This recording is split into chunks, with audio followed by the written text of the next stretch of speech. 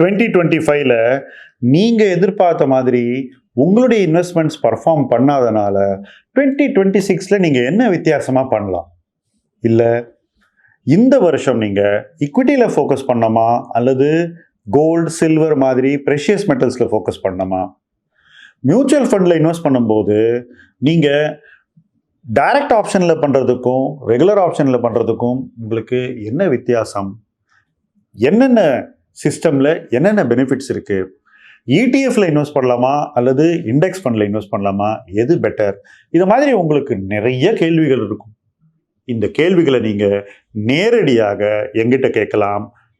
Milestones to வெல்த்தினுடைய AMA என்று சொல்லக்கூடிய ask milestones to wealth எனிதிங்ன்ற ஹெல்ப்லைன் மூலமாக. அந்த ஹெல்ப்லைனுக்கான ஃபார்ம் இந்த வீடியோவில் டிஸ்கிரிப்ஷனில் இருக்குது. நீங்கள் அந்த ஃபார்மை ஃபில்அப் பண்ணிங்கன்னா நேரடியாக என்கிட்ட உங்களுடைய கேள்விகளை தாராளமாக கேட்கலாம். உங்கள் பர்சனல் ஃபைனான்ஸை அடுத்த லெவலுக்கு நிச்சயமாக கொண்டு போகலாம். இலக்கு 1 கோடி உங்கள் லைஃப்குள்ளேயும் வரலாம். வாருங்கள். முதலீட்டில் கருத்து வேறுபாடுகளை எப்படி பார்க்க வேண்டும்? இப்போ நான் ஒரு ஒப்பீனியன் சொல்கிறேன், இந்த ரேட்டில் இந்த கம்பெனியை வாங்கவே கூடாதுன்னு. இன்னொரு நண்பர் சொல்கிறாரு, இந்த கம்பெனியை தான் வாங்கணும்னு. எனக்கு சில பிடிக்காத விஷயங்கள் இருக்கும், பலருக்கு அதுதான் பிடித்த விஷயமா இருக்கும். இந்த மாதிரி கருத்து வேறுபாடுகளை நீங்கள் தினமும் பார்க்குறீங்க. இது ரொம்ப நாளாகவே இருக்குது. இது நேற்று இன்றைக்கி இல்லை. நான் மார்க்கெட் வந்த காலத்திலேருந்து இந்த கருத்து வேறுபாடுகள் உண்டு. உதாரணத்துக்கு 91, 92ல் நான் வந்து ஹர்ஷத் மேத்தாவை ஃப்ராடுன்னு சொல்லிட்டு இருந்தேன். என்னை சுற்றி இருந்தவங்களாம் அவரை கடவுள்னு சொல்லிட்டு இருந்தேன். 2000ல் என்னை பொறுத்த வரைக்கும் நடந்த டெக் பூமே வந்து கம்ப்ளீட்டாக மேனிப்புலேஷனில் நடந்தது அப்படின்னு நான் சொல்லிட்டு இருந்தேன். பட் அதில் இப்பேற்பட்ட கிரேட் கம்பெனிஸ் இருக்குது அப்படின்னு சொன்னவங்களும் இருக்காங்க. இருந்தது 1-2 கம்பெனி இருந்தது. முக்கால்வாசி கம்பெனி அவ்வளவு க்ளீனான கம்பெனிஸ் இல்லை. டிசிஎஸ்ஸே 2003க்கு அப்புறம் வந்து ஐபிஓ தான். ஸோ 2000 டெக் பூமில் டிசிஎஸ்ஸே கிடையாது. ஒரு காலகட்டத்திலையும் நம்ம ஒரு வியூ வச்சுருப்போம், மார்க்கெட் ஒரு வியூ வச்சுருக்கோம். அதுவும் கான்ட்ரேரியனாக திங்க் பண்ணக்கூடிய இன்வெஸ்டர்ஸ் என்றைக்குமே மார்க்கெட்டோட சேரவே மாட்டாங்க. இந்த கான்ட்ரேரியனுக்குள்ளேயே கருத்து வேறுபாடுகள் இருக்கும். அதைத்தான் நீங்கள் தாக்கப்பட்டார்லாம் எழுதுறீங்க.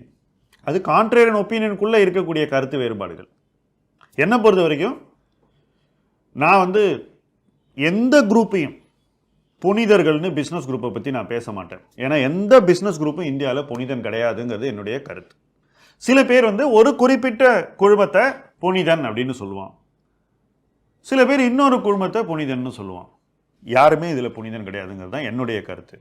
இப்போ இந்த மாதிரி ஒரு சிங்குலர் ஒப்பீனியன் படி நீங்கள் போனீங்கன்னா ஒரே கருத்து, ஒருத்தருடைய கருத்து தான் அப்படி இப்போ நான் சொல்கிறத மட்டும் நீங்கள் எடுத்துக்கிட்டிங்கன்னா உங்களுடைய மைண்ட் செட்டில் நான் சொல்கிற கருத்துக்கு எதிரான கருத்துக்களை ஏற்கக்கூடிய ஒரு மனோபாவம் வளராது. அந்த மனநிலைக்கு நீங்கள் வரவே மாட்டீங்க. ஏன்னா உங்களுக்கு ரொம்ப கம்ஃபர்டபுளாக இருக்குது. நான் சொல்கிறதெல்லாம் சரின்னா உங்களுக்கு அது ரொம்ப கம்ஃபர்டபுளாக இருக்கும். அந்த கம்ஃபர்ட் ஜோனை விட்டு நீங்கள் வெளியே வரமாட்டீங்க. ஆனால் முதலீட்டு உலகத்தில் அப்படி வாழவே முடியாது. அதுதான் உண்மை. ஒரு நபரின் சொல் பேச்சு கேட்டு மட்டுமே நம்ம முதலீட்டு உலகத்தில் இருக்கவே முடியாது. இப்போ எங்கிட்ட 100கணக்கான நண்பர்கள் இருக்காங்க, ஒவ்வொருத்தருக்கும் ஒரு ஒப்பீனியன் இருக்குது, எல்லாருக்கும் கருத்து வேறுபாடு இருக்கும். ஒரு கான்ஃபரன்ஸில் போய் எல்லாரும் உட்காந்து ஜாலியாக பேசிக்கிட்டு இருந்தால் ஒவ்வொருத்தன் ஒரு கருத்து சொல்லுவான்.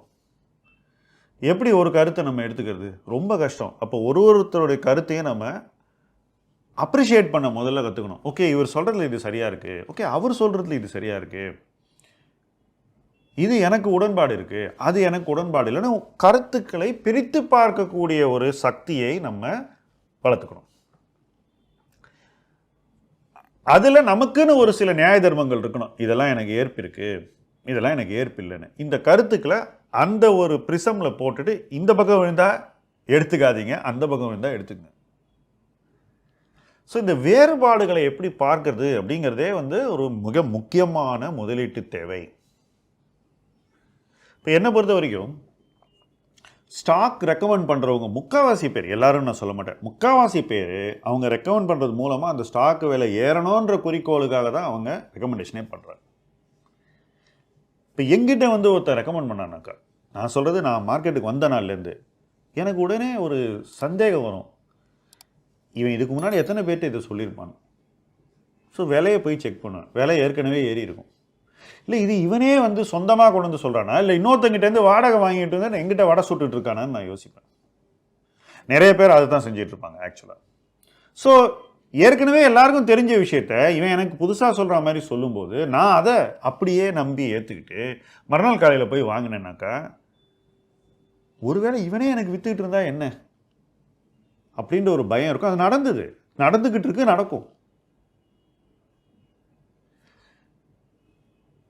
ஒரு ரெக்கமெண்டேஷன் வர்றதுக்கு முன்னாடி ரெக்கமெண்ட் பண்ணுறோம், வாங்கி வைக்காமல நமக்கு ரெக்கமெண்ட் பண்ணுறான், வாங்கி வச்சிருப்பான்ல. அப்போ நம்மகிட்ட ரெக்கமெண்ட் பண்ணுறது மூலம் நம்மளும் ஹையர் ரேட்டில் வாங்குவோன்றது தானே அவனுடைய குறிக்கோள்.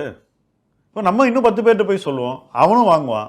அப்போ இவனுக்கு என்ன ஆதாயம்? இப்படி ரெக்கமெண்ட் பண்ணுறதுனால அந்த பங்கு விலை உயரும், அவன் லாப வளர்ச்சி அடைவான், வேணும்னா விற்றுட்டு போகலாம். ஸோ இந்த வகையான ஒரு முதலீட்டு அனுபவம் எனக்கு அவசியம் இல்லை. நான் மார்க்கெட்டுக்கு வந்த அன்றைக்கி, என்கிட்ட காசே இல்லாத அன்றைக்கி நான் அந்த முடிவு எடுத்துகிறேன். இப்போ இன்றைக்கி இத்தனை வருஷம் கழிச்சு அந்த வகையான முதலீட்டு வழிமுறையை என்னால் ஏற்றுக்க முடியாது. ஏன்னா அது அவசியம் இல்லைன்றது என் லைஃப்பில் வந்து நான் தெளிவாக எனக்கு ப்ரூவ் பண்ணிக்கிட்ட விஷயம். ஸோ நானே ஏற்றுக்காத ஒரு விஷயத்த நான் இன்னொருத்தக்கிட்ட பண்ணுறதில்லை, அவ்வளோதான், சிம்பிள். ஸோ இந்த ரெக்கமெண்டேஷனை பற்றி பார்க்கும்போது என்னுடைய கருத்து இது. மற்றவங்களுடைய கருத்து நம்ம சொல்லுவோம், எடுத்துக்கிட்டோம், இந்தா பிடி அப்படின்னு போடுறது, அதிலெல்லாம் வந்து என்னை பொறுத்த வரைக்கும் ஐடியலிசம், தன்னலமற்ற சேவையெல்லாம் இல்லைன்றது என்னுடைய கருத்து. அப்படி நம்புறதுனால தான் நான் இந்த இடத்துல இருக்கேன் லைஃப்பில்.